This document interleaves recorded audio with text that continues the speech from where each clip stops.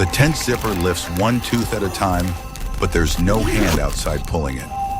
A two-note whistle, thin as wind over a bottle, stops right at the mesh. Then a whisper, stretched and careful, presses through the nylon. Na-tea. I freeze. That isn't my friend's voice. Rewind to sunset. Cottonwood Canyon in early fall, air crisp enough to snap. It's just the two of us. Nate Walker and Cole Bennett, parking on a patch of red dirt and hauling our gear in. We pick a flat piece of ground big enough for two tents, a little alcohol stove, and a fire ring. Cole's the backcountry guy. I'm the one who ties guy lines well enough to be not terrible.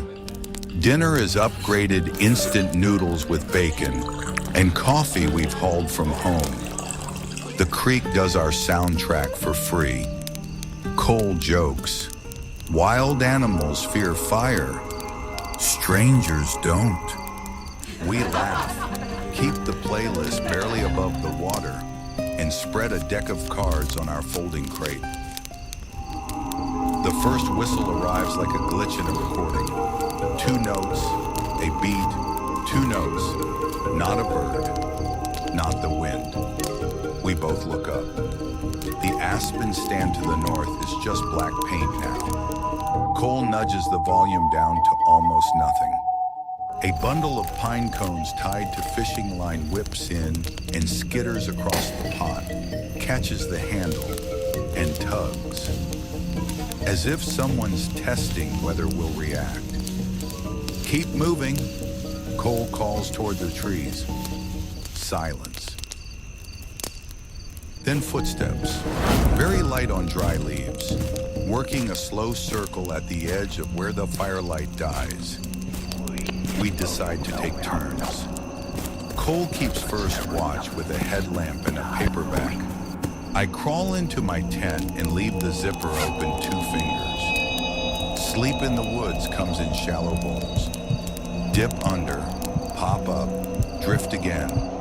Sometime in the middle of the night, 2 pebbles click together from the creek. Tick, tick, tick, steady as a metronome. Then silence. You good? I call. Yeah, Cole answers, trying to sound casual and landing just short. A breath of peppermint slides through the air. Cheap gum on a stranger's tongue. Out here, that smell is too human. I wake again to fishing line rasping against a tent stake. Thin, hair-pulling sound. A shadow drifts across the wall. The zipper skips up a few teeth on its own. Cole? No answer. Just that 2-note whistle, so close the mesh trembles with the breath behind it. I grab my light and snap it on. Nothing is there. But the dirt right outside the door shows 2 neat depressions, toe prints where someone stood. Close enough for one shared breath. I crawl out and call for Cole. The fire is a black bowl. Cole is asleep, mouth slightly open, snoring the harmless snore of someone who has no idea. Up, I hiss. Someone's here. He jackknifes, snags the pepper spray, and we stand there in socks. 2 idiots with little cans pointed at the dark. The whistle returns. Not footsteps, just the tune. Farther now, then off to our right, then behind, as if the hills can throw a voice. When gray replaces black, we make a slow loop around camp. The sign is everywhere. A 3rd set of boot prints. Not ours. Half-worn heels, men's size 9 or 10, orbiting the camp just beyond the fire's reach. Between 2 beach trunks, a single fishing line is strung at ankle height, rigged to a tiny fishing bell that would tinkle if we clipped it. At the base of a birch, someone has tied 3 blades of grass into a loop and threaded a shard of scratched mirror inside. On a nearby trunk, someone has carved something fresh with a small blade. A long, thin human ear. It reads like a mean joke. I'm listening. Cole squats by the tracks. One person, he says quietly. Heels worn. Heavier on the right. Carrying weight at some point. He doesn't finish the sentence. We both know the ending is, or dragging it. We leave the baits the way we found them. The light is only just seeping in when we switch from packing to getting out. Tents get wadded into sacks. Pots get thrown into the bin. I hug the folding crate like a shield. Cole clips a folding knife to his hip. We step off before the sun can touch the rocks. The trail follows the creek.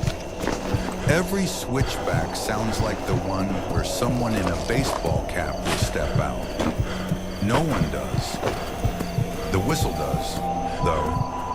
Now ahead, like the path itself knows how to tease, we pass a 5-stone cairn.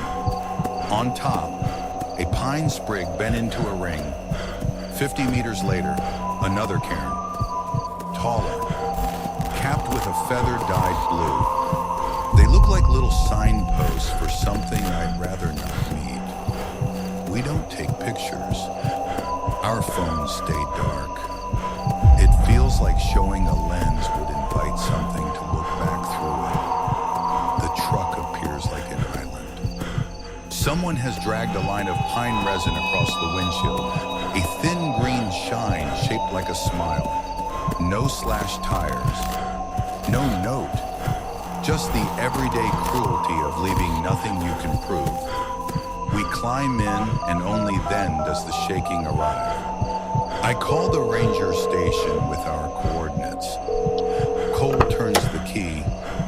The whistle stops the second the locks go clunk, like someone flicked a switch.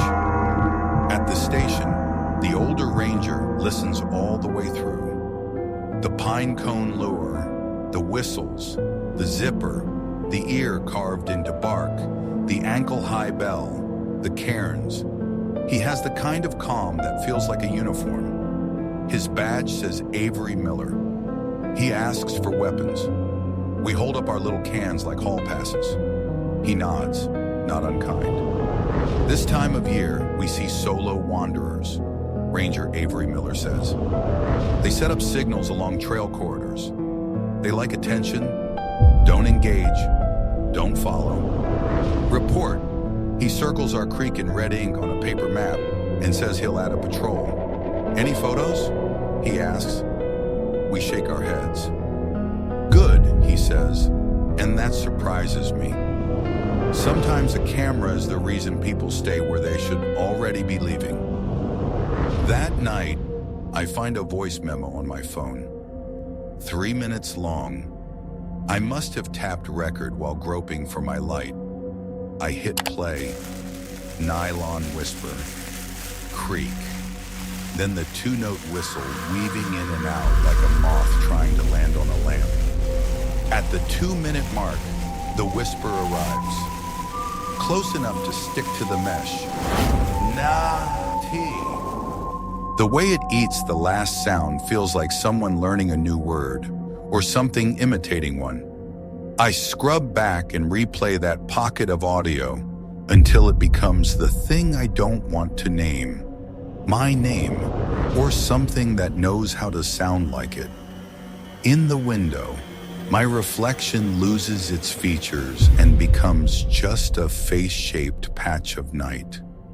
I wonder, if I had opened the tent then, would there have been a face to see?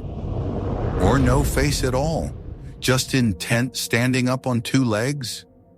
Since Cottonwood, we've stopped pretending the forest is an extended living room. We change headlamp batteries more often. We practice the habit of not investigating. Cole buys a new rescue whistle and attaches it to his sternum strap. I tape 3 lines into my notebook. Don't talk back to signals you don't understand. Whistles, pebble clicks, reflected light. Don't stop to photograph them. Glass is an eye that looks both ways. Leave at first light and report coordinates. Sometimes when I'm running past a stretch of wire fence, the breeze catches a strand just right and it sings a single note. I stop to listen, then laugh at myself because I remember Cole's updated line. Wild animals fear fire, strangers don't, and wild animals don't say your name. I think about the resin smile on the windshield and the ear in the bark. I think about the peppermint smell and the fishing line that learned our ankle height overnight. I think about how easy it is to tell a scary story where something supernatural comes out of the trees, and how much scarier it is when the thing in the trees is patient, bored, and human. Sometimes, late, I open the voice memo again and let it run in the kitchen. Creak, nylon, the thin two-note call, and that one frayed whisper that will never be crisp enough to convict anyone. The file ends with my zipper ripping open and the tune sliding away. Every time, I wish I'd said my own name back into the dark, just to hear whether the voice could catch it twice in a row. But I didn't. We didn't trade. We left. We reported. And we learned the difference between stories you tell later and the ones other people end up telling for you. So if you ever find yourself in the canyon with the water talking and the aspens standing like white bones, and someone starts whistling a nursery's worth of nothing, don't be brave, be boring. Put the fire out, shoulder your pack, walk without looking back. Animals make noise when they move. People practice being quiet, and wild animals don't say your name.